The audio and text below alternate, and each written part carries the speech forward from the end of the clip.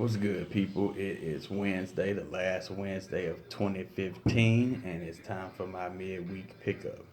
Um, as we all know, I've been doing this, I guess, a good year now, and I try not to miss a week, so I should have a few videos piled up by now.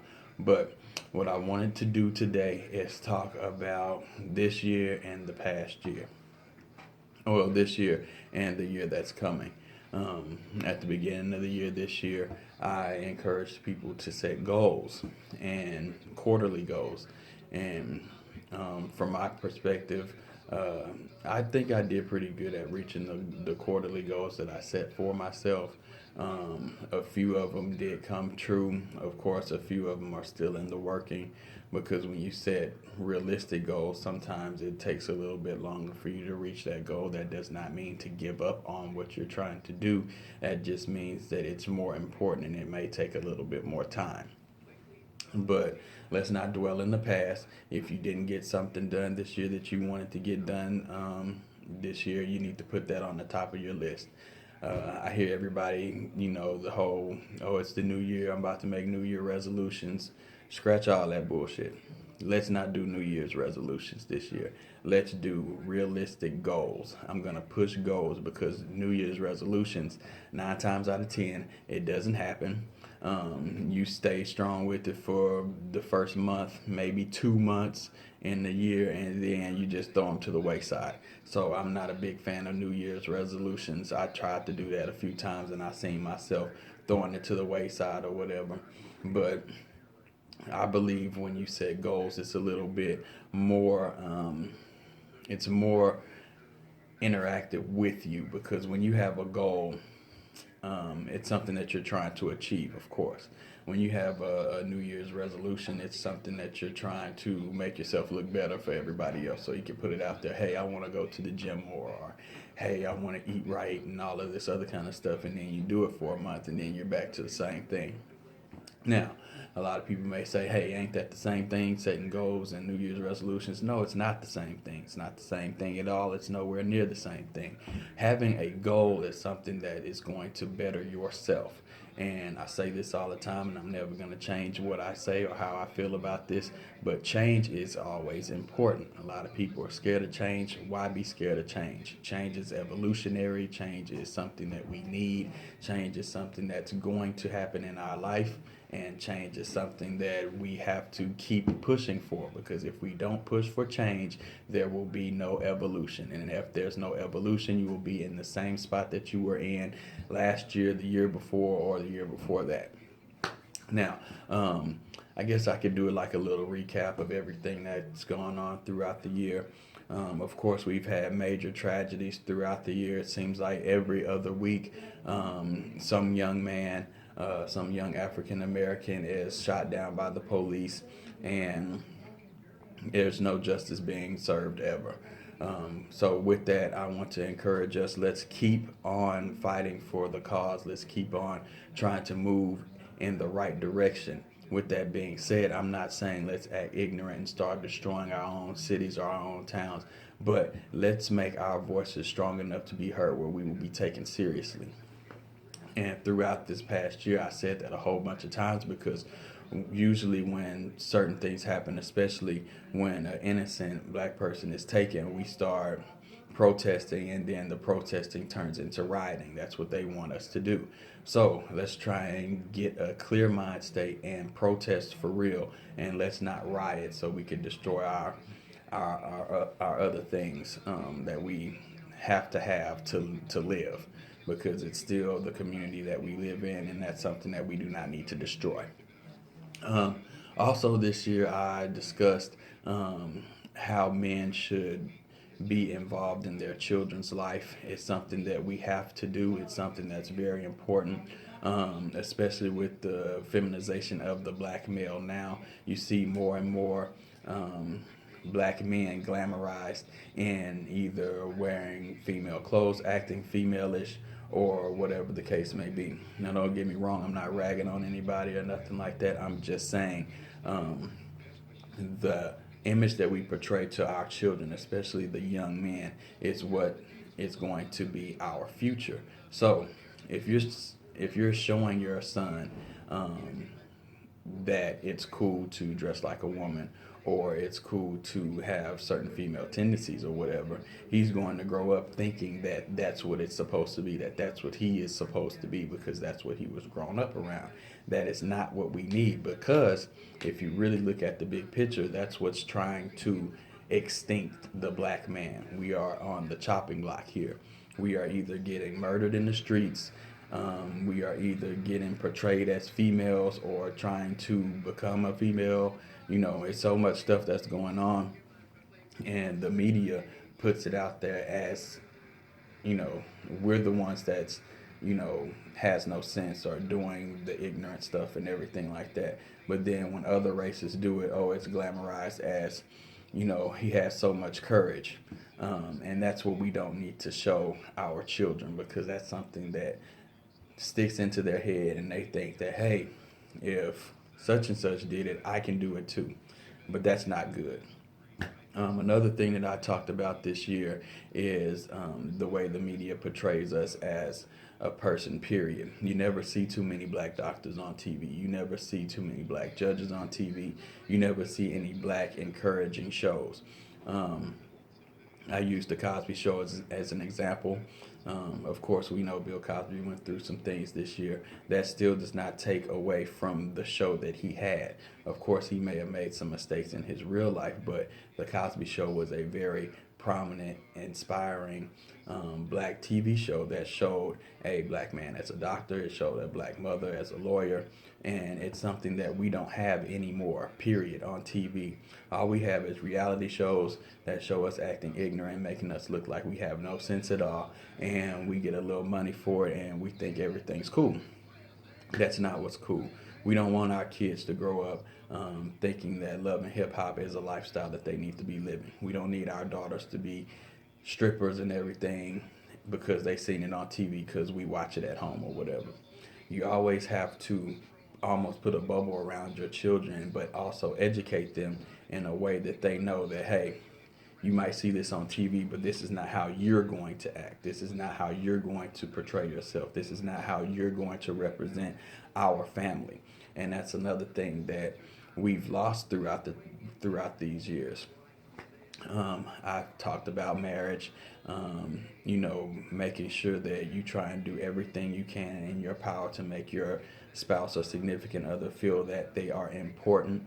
It is something that we lack on. It is something that I've had trouble with myself in the past, and something that I'm trying to be better at.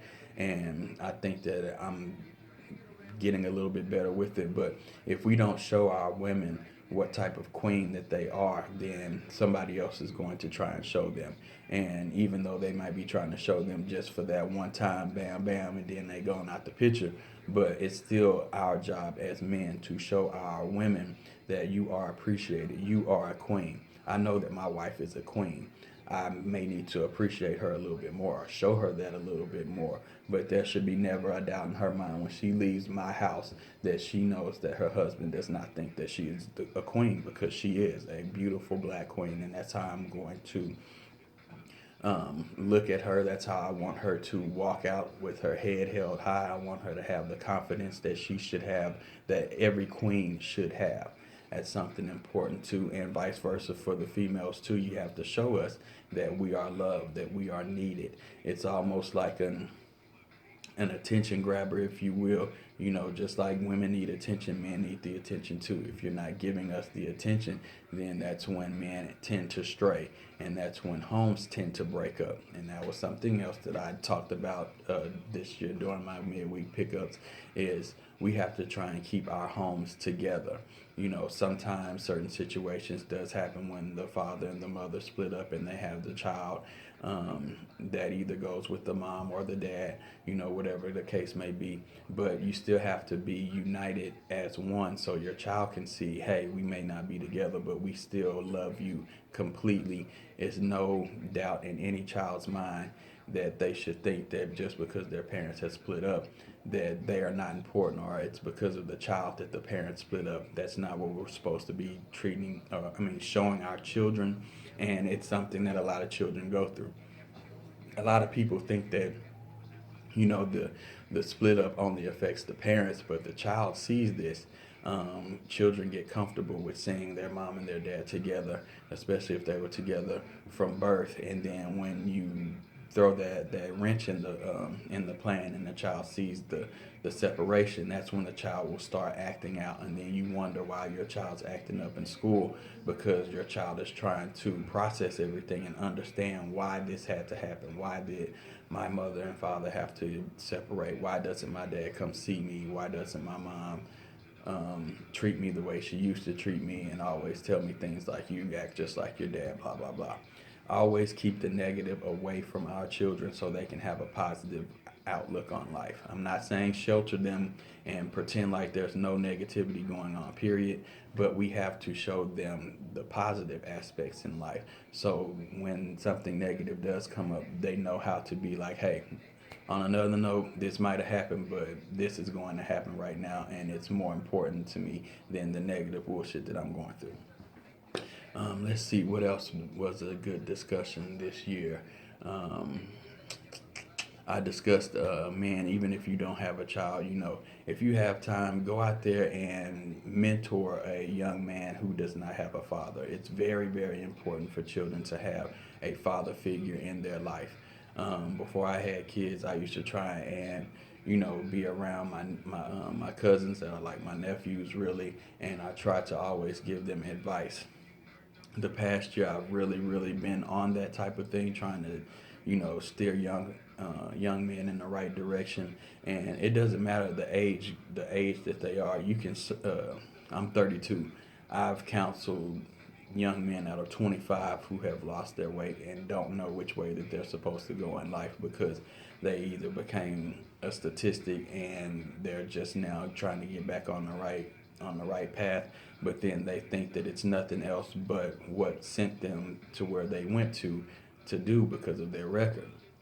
Of course, people are going to judge you off of what you did in the past, but you have to realize that now you're trying to make a better future for yourself. So it does not really matter what you did in the past in your mind. If you go in there, for instance, like a job interview or whatever, and this is something else I talked about, trying to get our young people to know the importance of how you're supposed to conduct yourself and act on a job interview. But like I said, if you go into a job interview and you check that box, yes, I have a misdemeanor, yes, I have a felony, that does not mean that you go into that interview acting like you have a misdemeanor or you have a felony. You're supposed to go in there with all the confidence and, let yourself speak for itself. Go in there, do what you have to do, answer the questions, dress sharply, be ready, do your research on the company so you can answer some questions that they may think that you may not know. Just do a little bit of research, and that will help you versus hindering you from getting the position that you want to get. And I'm not saying that it's going to be easy and that's going to work every time, but it's something that I always have told myself. You can get 100 no's, but that one yes is that one yes that is going to catapult you to a place where you really need to and want to be. What else? What else?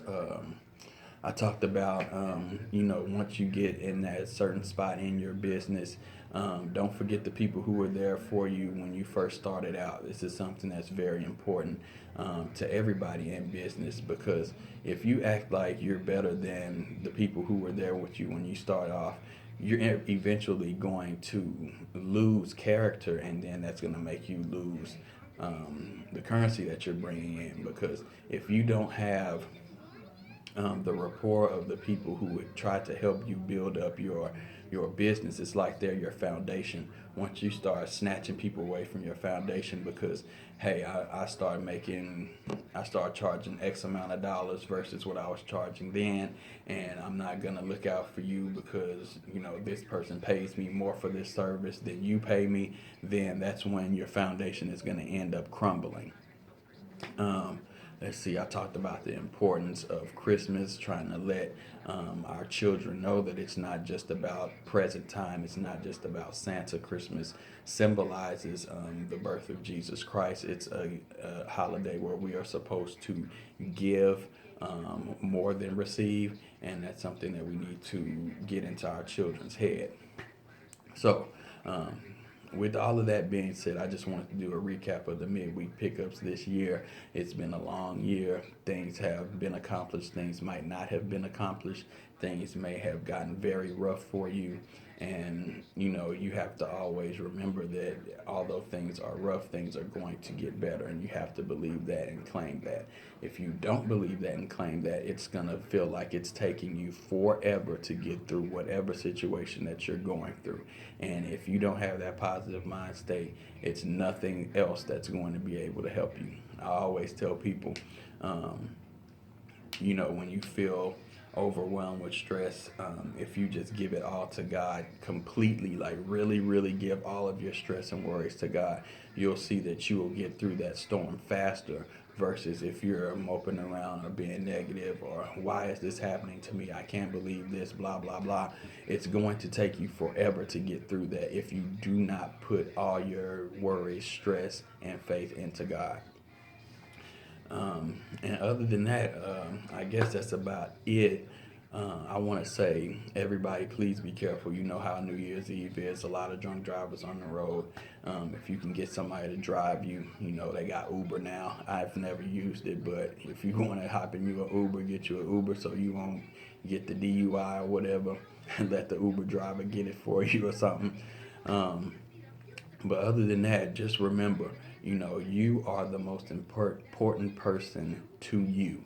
And you may be also the most important person to your family. So you always, always, always have to stay on point, have to know what's going on. You have to plan, you have to execute, and you have to be ready for change. With that being said, I'm going to go on and sign off. Put God first, family second. Everything else will follow as usual. Remember, no New Year's resolutions. Let's make goals that are achievable. Quarterly goals. I'm going to push this and push this and push this. Quarterly goals. This is the end of the year. If you didn't get accomplished what you wanted to accomplish, hey, next year put that on the top of your quarterly goals list. If you missed something this year, put that on the top of your quarterly goals list, and then make your other quarterly goals something else that you need to get done. With that being said, have a happy new year, people. I hope that we are all in a better place. After the first quarter of the year, I pray for each and every one of you who listen to my midweek pickups. I thank you for it, taking the time off, even though that sometimes they're extremely long like this one. But this is the recap of 2015, so sometimes you got to get a lot in there. But again, with that being said, God bless you. Be safe for the New Year's, and I wish everybody the best as always. Again, put God first, family second. Everything else will follow. Peace out. See you in 2016, people.